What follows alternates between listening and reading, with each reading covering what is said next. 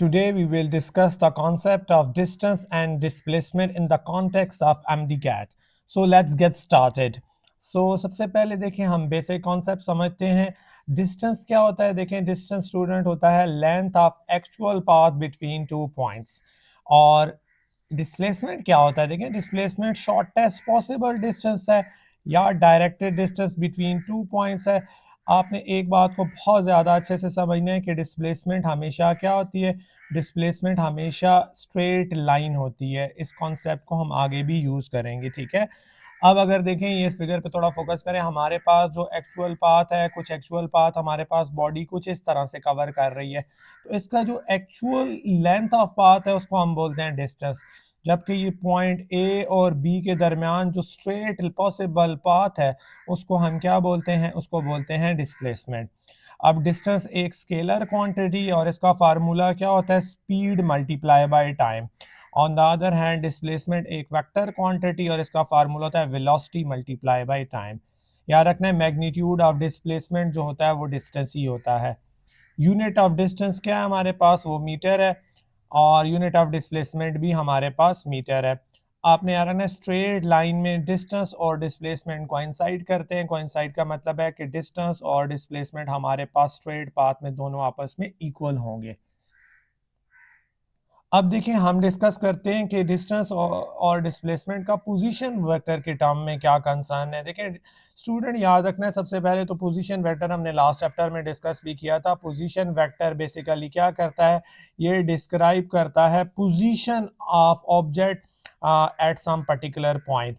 सो अगर आप देखें इनिशियली मेरे पास हमारा जो ऑब्जेक्ट है वो पॉइंट ए पे प्लेस है और इसका जो पोजीशन वेक्टर है ओरिजिन से उसको हमने डिनोट किया है आर आई से। आर आई का मतलब है ये इनिशियल पोजीशन वेक्टर है locating the object initial position of object at time T I. अब देखें ऑब्जेक्ट ने यहाँ से एक कुछ कर्व टाइप पाथ को फॉलो किया है और ऑब्जेक्ट हमारे पास इस पॉइंट बी पे आ गया है।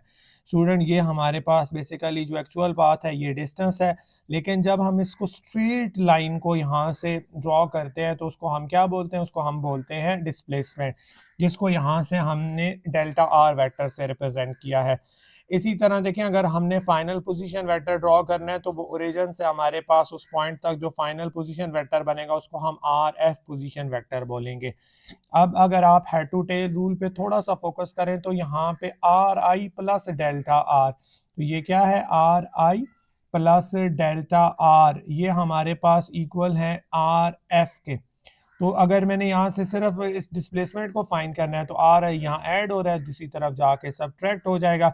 इसका मतलब है डिस्प्लेसमेंट इक्वल होता है चेंज इन पोजीशन वेक्टर के, या हम इसको बोल सकते हैं डिस्प्लेसमेंट हमने फाइंड करना है final position vector minus initial position vector. ये बहुत इंपॉर्टेंट फार्मूला है स्टूडेंट, इसको हम अभी एमसीक्यूज पे अप्लाई भी करते हैं। अब देखिए हमारे पास अगर पाथ जो है वो कर्व पाथ है, याद रखना है जो ratio of distance to displacement होता है वो हमेशा ग्रेटर देन 1 है। यहाँ हमने एस जो है वो रिप्रेजेंट किया हुआ है हमने डिस्टेंस के लिए, ठीक है। और जो हमारे पास नेक्स्ट कॉन्सेप्ट अगर आप देखेंगे तो डी एरो हमने रिप्रेजेंट किया है, वो हमने रिप्रेजेंट किया है डिस्प्लेसमेंट के लिए। आपने एक और बात भी रखनी है याद कि अगर पाथ हमारे पास जो है वो स्ट्रेट पाथ है, ठीक है, तो स्ट्रेट पाथ में अगर हमने रेशो लेनी है distance to magnitude of displacement तो ये हमेशा हमारे पास 1 के इक्वल होगी। सबसे पहले तो स्टूडेंट हमने जो अभी फार्मूला सीखा है उसको हम अप्लाई करते हैं एक एमसीक्यूज पे, जो कि हमारे पास एक पास पेपर का एमसीक्यूज है। आप देखें हमारे पास जो बॉडी है वो मूव कर रही है from point P23 two point Q57। तो सबसे पहले तो हमने इससे क्या बनाना है? हमने अपना पोजीशन वेक्टर बनाना है।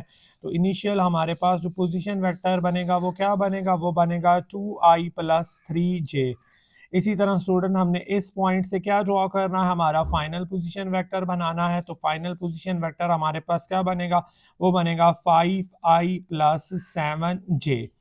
अब हमने सबसे पहले डिस्प्लेसमेंट फाइंड करना है, उसके बाद हम मैग्नीट्यूड की तरफ चलते हैं।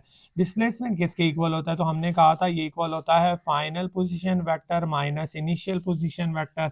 तो अगर आप देखें तो सबसे पहले तो आई से हमारे पास सब्ट्रैक्ट होगा, तो हमारे पास क्या बनेगा? 5 माइनस 2 इसके साथ हम लिखेंगे आई यूनिट वेक्टर और प्लस हमारे पास क्या बनेगा, देखें हमारे पास 7 और -3j यूनिट वेक्टर।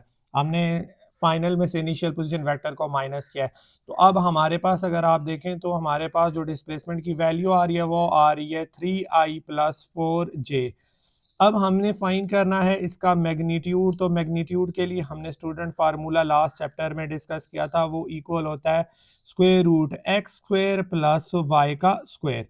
अब हम वैल्यू इंसर्ट करते हैं। देखें तो i के साथ जो हमारे पास वैल्यू होती है वो वैल्यू होती है x की, जबकि जो j के साथ होती है वो वैल्यू होती है y की। तो हमारे पास देखें यहाँ क्या बनेगा, 3 का स्क्वायर हमारे पास 9 हो जाता है, जबकि 4 का स्क्वायर हमारे पास 16 है। 9 + 16 हमारे पास जो वैल्यू बनती है वो बनती है 25 और √25 हमारे पास स्टूडेंट इक्वल होता है 5 के।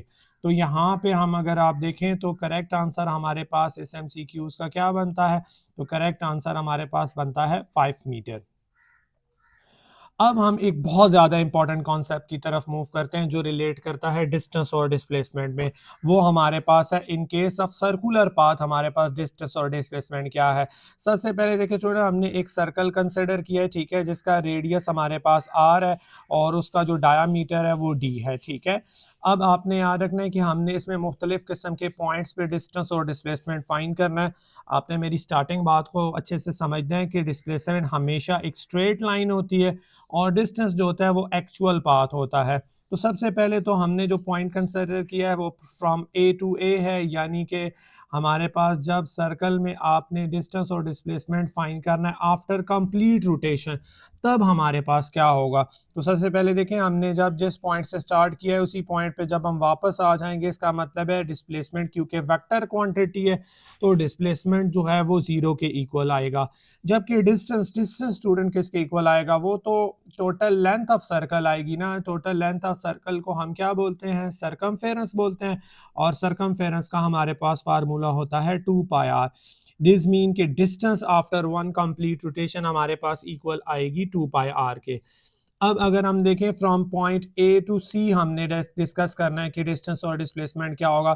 तो ए टू सी, अब याद रखना है ए टू सी को हम ये भी बोलते हैं कि ये बेसिकली हमारे पास सेमी सर्कल है, ठीक है। तो अब आपने एक बात समझनी है कि हमारे पास सेमी सर्कल में डिस्प्लेसमेंट हमेशा तो स्ट्रेट लाइन होती है, और यहाँ से अगर आप देखें तो स्ट्रेट लाइन जो है वो रिप्रेजेंट कर रही है डायामीटर को, जो कि 2r के इक्वल होता है। और डिस्टेंस किसके इक्वल आ जाएगा स्टूडेंट, तो आपने समझना है डिस्टेंस के लिए हम क्या कर देंगे, हमारे पास जो सरकमफेरेंस है उसको हाफ कर देंगे। तो 2πr डिवाइडेड बाई 2, इसका मतलब है कि हमारे पास सेमी सर्कुलर पाथ में या हाफ रोटेशन के बाद जो डिस्टेंस बनेगा that will be equal to πr। अब हमने डिस्कस करना है कि हमारे पास अगर ए टू बी हमने डिस्टेंस और डिस्प्लेसमेंट फाइंड करना है, इसको हम क्या बोल सकते हैं, इसको हम बोल सकते हैं half of semi circular path. ये basically half of semi circle है, और इसको हम ये भी बोल सकते हैं कि हमारे पास ये क्वार्टर रोटेशन है, ठीक है, कि हमारे पास हमने फुल रोटेशन नहीं ली है, एक रोटेशन का सिर्फ 1/4 पार्ट कंसिडर किया है। सो उस केस में क्या होगा, तो सबसे पहले देखें डिस्प्लेसमेंट में तो हमेशा स्ट्रेट लाइन होती है ना। तो आपने याद रखना है कि ये तो बेसिकली एक ट्राइंगल बन रही है। अब ट्राइंगल में हमने क्या करना है, ट्राइंगल में हमने यूज़ करना है पैथागोरस थ्योरम।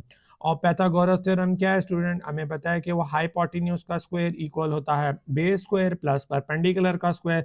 तो इस पर्टिकुलर केस में अगर जब जैसे ही हम देखेंगे तो हमारे पास क्या बन जाएगा, फार्मूला फार्मूला हमारे पास बन जाएगा डी। बेसिकली यहाँ पे हमने स्क्वायर रूट लेके लिखा हुआ है, तो आपने समझना है ये √x² + y² यानी बेस स्क्वायर प्लस परपेंडिकुलर का स्क्वायर है, r² + r², ये 2r² बन जाएगा, और r² अंडर रूट से बाहर आके r बन जाएगा। दिस मीन के आफ्टर हमारे पास जो है हाफ ऑफ सेमी सर्कल जो डिस्प्लेसमेंट कवर होता है वो होता है √2 टाइम्स r, जबकि डिस्टेंस किसके इक्वल हो जाएगा, वो πr का भी हाफ हो जाएगा, यानी वो हो जाएगा πr/2।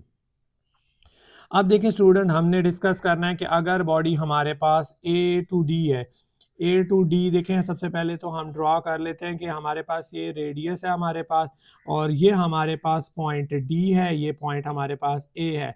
तो सबसे पहले डिस्प्लेसमेंट स्ट्रेट लाइन है, तो ये पहली केस की तरह ही बनेगी, ट्राइंगल ही बनेगी। और ट्राइंगल में हमें पता है हमने पाइथागोरस थ्योरम यूज़ करना है और डिस्प्लेसमेंट मेरे पास इक्वल आएगा स्क्वायर रूट 2 टाइम्स आर। जबकि हमने जब डिस्टेंस फाइंड करना है तो वो बेसिकली क्या बनेगा स्टूडेंट, वो pi R by two plus pi R by two और plus pi R by two, क्योंकि हमारे पास जो हाफ ऑफ सेमी सर्कल है उनके 3 पार्ट बेसिकली बन जाएंगे। तो एलसीएम लेंगे तो स्टूडेंट हमारे पास डिस्टेंस इक्वल आ जाएगा 3 पाई आर बाई टू। अब अगर देखें एक एमसीक्यूज के लिए पॉइंट समझते हैं कि हमारे पास अगर डिस्प्लेसमेंट क्लोज पाथ में जो होती है वो 0 के इक्वल होती है, ठीक है। सो अगर बॉडी कंप्लीट कवर करती है 1 rotation after 20 minutes, it's displacement after 20 minute will be 0। और अगर मैंने 10 मिनट्स के बाद देखना है, 10 मिनट्स का मतलब है कि वो तो half of semi circle, half of जो है बेसिकली सर्कल कवर करेगा। तो हाफ ऑफ सर्कल का मतलब है कि उसका डिस्प्लेसमेंट किसके इक्वल आ जाएगा, उसका डिस्प्लेसमेंट इक्वल आएगा 2r के इक्वल और डिस्टेंस उसका इक्वल आ जाएगा पाई आर के इक्वल। ये मेरे पास आफ्टर 10 मिनट्स या after covering a semi circular path जो है वो बॉडी का डिस्टेंस होगा। अब देखें एक पास पेपर के एमसीक्यूज है, हमने रेशो फाइंड करना है distance to magnitude of displacement when body covers a semi circle. तो देखिए सेमी सर्कल में अभी हमने डिस्कस किया है जो हमारे पास डिस्टेंस कवर होता है वो इक्वल होता है पाई आर के, जबकि डिस्प्लेसमेंट कवर होता है वो 2r के इक्वल होता है। तो आर आर से कैंसिल हो जाएगा, हमारे पास जो करेक्ट आंसर बनेगा वो बनेगा पाई बाई 2। अब देखें यहाँ पे एक और एमसीक्यूज है हमारे पास पेपर का, वो है distance travel by free falling body in 19.6 metre. यानी देखिए ये हमारे पास ग्राउंड है और यहाँ इस पॉइंट से ये इस बॉडी ने डिस्टेंस जो कवर किया है वो 19.6 मीटर कवर किया है। हमने क्या फाइंड करना है, डिस्प्लेसमेंट। तो basically free fall is a straight path, distance और डिस्प्लेसमेंट आपस में इक्वल होता है।